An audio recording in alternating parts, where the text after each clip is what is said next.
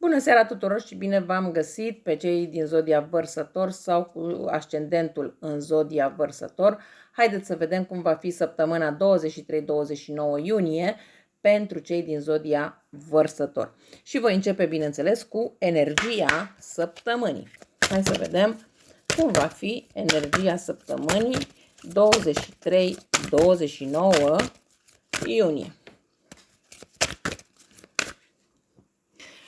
În primul rând, văd că este o săptămână foarte bună pentru voi, o săptămână plină de abundență, dorințele vi se îndeplinesc, vin schimbări benefice în viața voastră, pentru o parte dintre voi pe toate planurile, pentru o altă parte dintre voi vine prin... poate pe un singur plan. Ideea este că, indiferent dacă vine pe un singur plan sau pe mai multe, este o săptămână foarte, foarte bună, o săptămână foarte benefică, o săptămână în care este posibil inclusiv să aveți niște vise profetice, niște vise în care vi se spune ce urmează sau poate fi vorba de niște vise de la strămoșii voștri. Ideea este să fiți un pic atenți la visele respective, pentru că mai apoi vă dați seama despre ce este vorba. Este o săptămână în care voi vă puteți transforma atât interior cât și exterior. Interior, bineînțeles că din punct de vedere spiritual, educațional, poate vă înscrieți la un curs, cine știe, dar și exterior, în sens că, nu știu, poate vă gândiți să mergeți la coafor, poate vă gândiți să vă schimbați garderoba.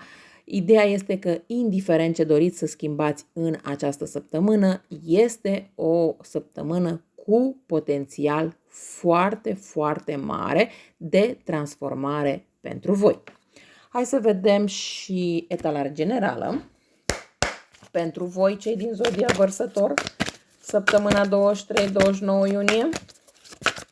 Hai să vedem etalare generală.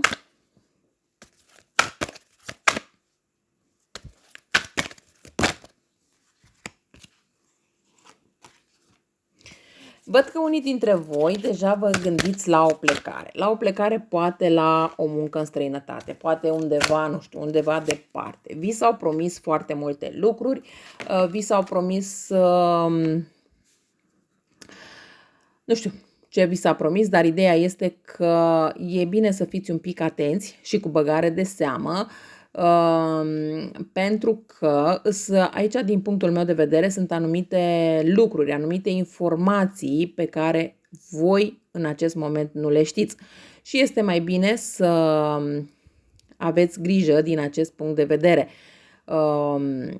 Aici cred că unii dintre voi, într-adevăr, vă gândiți să vă schimbați jobul, vă gândiți să mergeți poate la o muncă în agricultură sau ceva de această natură. Ideea este să fiți siguri unde mergeți și de ce.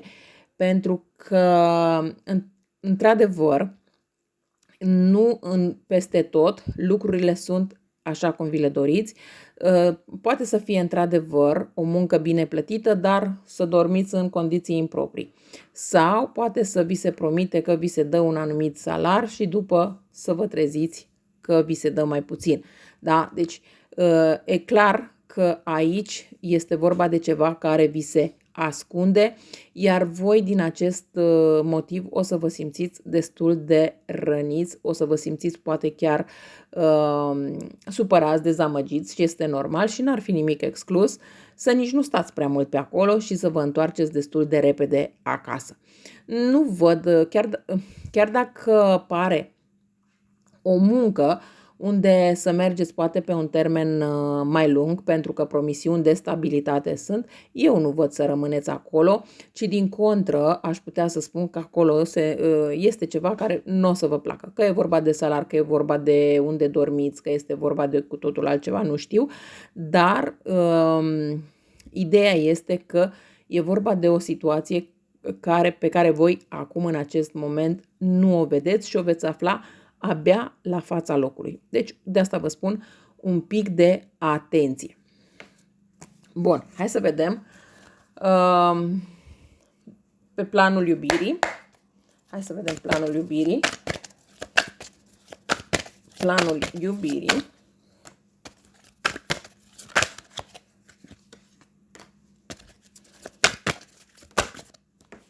Mi-e foarte clar că în planul iubirii e timpul să se încheie ceva, să înceapă altceva. Nu neapărat că terminați această relație pe care o aveți, dacă o aveți.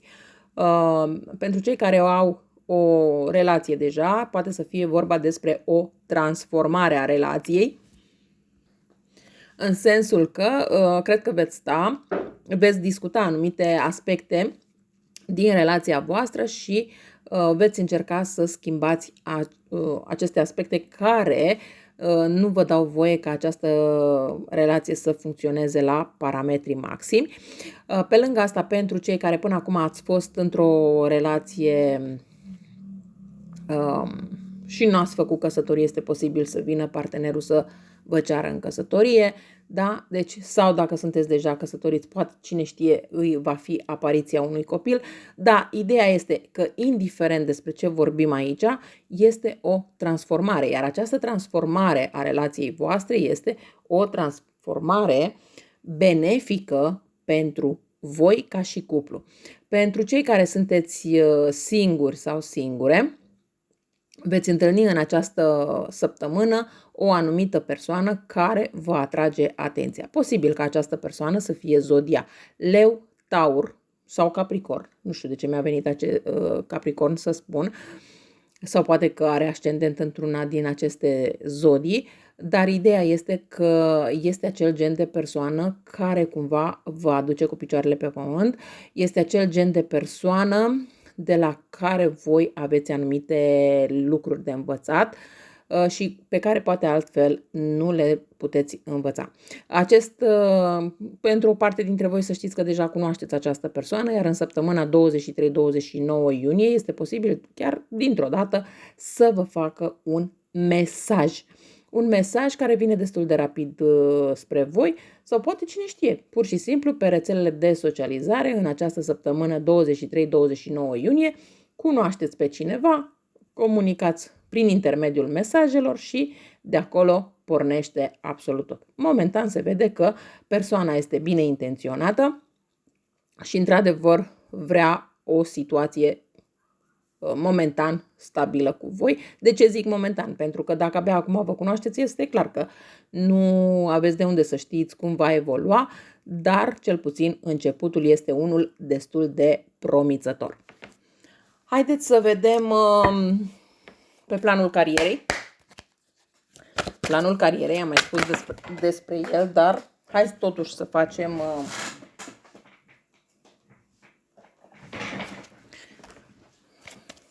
încă o dată, poate, cine știe, ne iasă ceva diferit.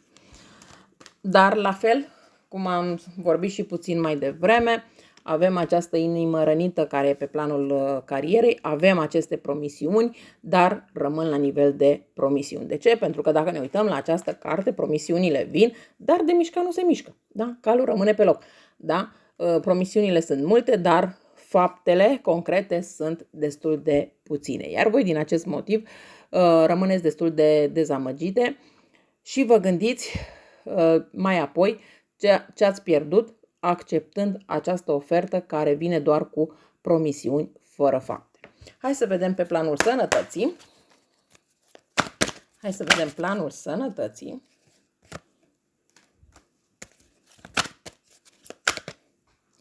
Aici planul sănătății este bun din punct de vedere emoțional, dar din punct de vedere, așa cum am zis puțin mai devreme, fizic al carierei, este foarte multă muncă, multă oboseală, multă extenuare și cam atât. Și cumva corpul o să vă ceară mai multă odihnă. În rest, nu văd să fie probleme pe partea de sănătate. Hai să vedem și din punct de vedere financiar pentru voi, pentru această săptămână 23-29 iunie.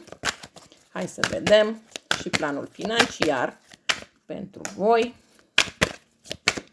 La fel, foarte multe promisiuni, foarte multă muncă. O să culegeți într-adevăr și roadele de pe urma acestei munci, dar mai durează. Nu sunt niște roade pe care le veți culege pe moment.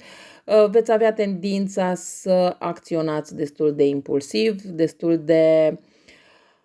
să încercați cumva să faceți lucrurile mai mult pentru voi decât... Aici cred că o să fie cumva, o să trebuiască să faceți o muncă în echipă, dar o să aveți momente când o să fiți un pic egoiști și veți încerca să faceți totul mai mult pentru voi.